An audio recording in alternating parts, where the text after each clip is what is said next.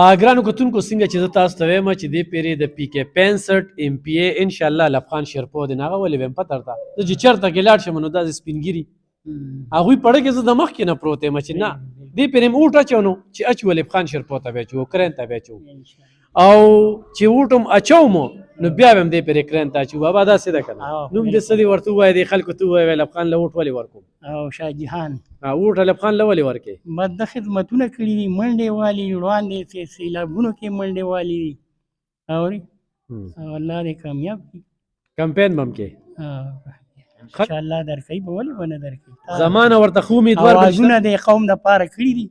او او تا چې کومې خبرې کړي موږ اورېدلې دي انشاءالله بس خدای دې رحم وکړي خدای هم کامیاب کړه انشاءالله تا به کامیابۍ خلکو ته څه وې خلکو ته وایم چې لفخان شیرپو کامیاب کړې که خیر او کرین او کرین نه ګرانو کتونکو زه چې کله د جومات ته رالم ما دلته کې کمپین کو بابا ناست و بابا د مایک ته بل شان خبرې کوي ګینې بغیر مایکه چې کوم دی نو بیا ما تقریر کوو هغې کې خبرې کړي دي نو بابا ته ډېر ګران یم داسې بالکل بالکل نو انشاءالله کامیابي ستاسو ده د غریبې طبقې ده د پسمانده خلکو ده او کمې خبرې چې د ریډیو د لارې د ټي وي د لارې نه خل کېږي یا د پارلمنټ د لارې خل کېږي راتلونکي وخت کې به هغه مسلې خل کوو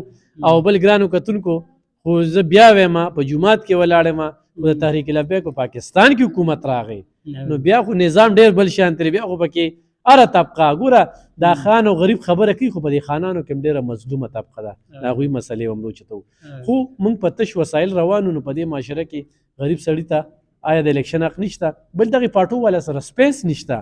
هغوی د هغه سړي له ټیکټ ورکوي چې چا سره د پیسو بورې ډکې وي واحد تحریک لبیک دی چې دوی د سړي کردار ته ګوري عمل ته ګوري دغې ته نه ګوري چې د سرسشته دی خو نه خو چې کوم سړی د دې نه مدرېږي نو هغه هم ډېره غټه حوصله او جذبه او همت غواړي ولې چې وسایل شته دی نه او تحریک لبیک والا نه چاندې غواړي او نه د چا نه تمه کوي تمه د الله نه کوي او په ساده ژبه کې د حضور پاک صلی الله علیه وسلم د عاشقانو پارټي ده نو روتي یو انشاءالله دا میدان به ګټو د ستاسو د خدمت دپاره یقین په خدمت ساتو په خدمت هم یقین دی او د حلقې د خلکو تقدیر به بدلي یو ټسټینګ کیس یې واخلئ انشاءالله چې راتلونکي وخت کې به دا حلقه خلکو لپاره مثالي وي چې دې کې کم کارونه کېږي د ستاسو به ټکه ټکه ضایع نه ځي به دا مې در سره واده ده ځکه چې دا خلک دا نن دا په کروڑه روپۍ په د انتخاباتو لګوي که نه دا به بیا سر کوي لفخان شیرپو تا موږ ګورو که نه چې ته به که خیر یې څه کوې انشاءالله او موږ چې کوم دی نو موږ نه په ځان لګو